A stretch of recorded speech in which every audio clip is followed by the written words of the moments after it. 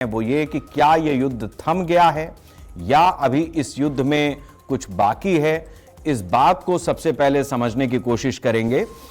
Colonel Dinesh Sharma ji, मैं आपसे जानना चाहूंगा कि क्या ये युद्ध वास्तव में रुक गया है या इससे पहले भी हमने जो 48 घंटे 72 घंटे का एक युद्ध विराम देखा था उसी तरीके का कुछ है और अमेरिका इस बीच में कुछ और बड़ा प्लान कर रहा है। शेखर साहब, thank you very much for calling me. मैं ये बाकी बातों को एक तरफ रख के मेरा जो विचार है कि ये जो युद्ध विराम हुआ है ये एक प्रकार से स्ट्रेटेजिक कंपल्शन और यथार्थवाद की तरफ ध्यान देता है। इसके अंदर मुख्य कारण जो है वो है सबसे पहले एक ऊर्जा के लिए जो है पूरे वर्ल्ड के अंदर एक प्रकार से कोहराम मचा हुआ था जिसका कि प्रेशर अमेरिका के ऊपर भी था। दूसरा जो है कि इसके अंदर जो है अगर ये युद्ध और बढ़ता है तो ये फुल फ्लैश जो है एक रीजनल वार के तौर के ऊपर हो जाएगा। तीसरा है इसके अंदर इकोनॉमिक कंडीशन और चौथा हम कह सकते हैं कि इसके अंदर वर्ल्ड पावर्स जो हैं अलग अलग देश जो हैं जो इंटरनेशनल ऑर्गेनाइजेशन है उनका भी प्रेशर था। अब आ जाते हैं बात इसके ऊपर। देखिए सुबह से जो है दोनों पार्टीज जो हैं वो अपने अपने डंके की चोट के ऊपर अपनी जीत का जो है जश्न मना रहे हैं, चाहे वो अमेरिका है या वो ईरान है।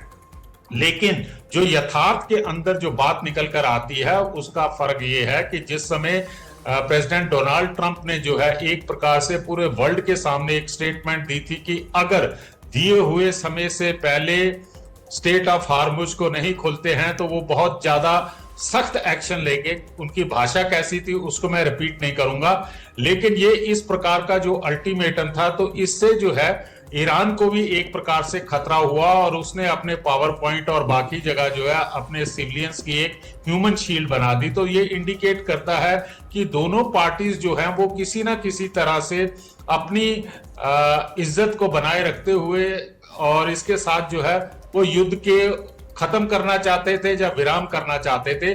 लेकिन हर दोनों पार्टीज की तरफ से एक अलग प्रकार का जो है नैरेटिव गढ़ा गया। ईरान ने कहा है कि अमेरिका ने हमारी जो 10 शर्तें हैं उनको मान लिया, वेयरएज कि अमेरिका ने ये कहा है कि जो उनकी शर्तें आई हैं वो वर्केबल सॉल्यूशन है जिसके ऊपर बातचीत हो सकती है। तो अभी जो है हम इसको बहुत ज्यादा खुशी नहीं मना सकते हैं क्योंकि ये एक प्रकार से जो आर्मी की भाषा में कहते हैं ये एक प्रकार का जो है टैक्टिकल पॉज है। ये अंतिम शांति का स्वरूप नहीं है।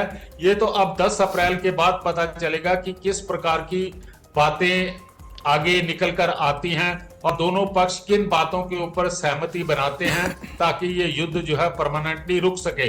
लेकिन जिस प्रकार के इंडिकेशन दोनों तरफ से आ रहे हैं, ईरान है या अमेरिका है, उनकी तरफ से जो है ना पॉजिटिव वाइब्स जो है वो इस समय नहीं आ रहे हैं। अभी हाल ही में 2 घंटे या 3 घंटे पहले जो है हंगरी के अंदर उनके अमेरिका के वाइस प्रेसिडेंट साहब ने स्टेटमेंट दी है कि मेरे प्रेसिडेंट ने कहा है कि आप गुड फेथ के अंदर जाकर वहां पर जो है बातचीत को आगे बढ़ाइए। लेकिन उसके साथ साथ उन्होंने ये भी कहा है वाइस प्रेसिडेंट ने कि वो जानते हैं कि वहां पर 2 प्रकार के लोग हैं, एक जो है वो शांति चाहते हैं और दूसरी जो पक्ष है या दूसरे जो लोग बाग हैं वो इसको शांति नहीं चाहते हैं।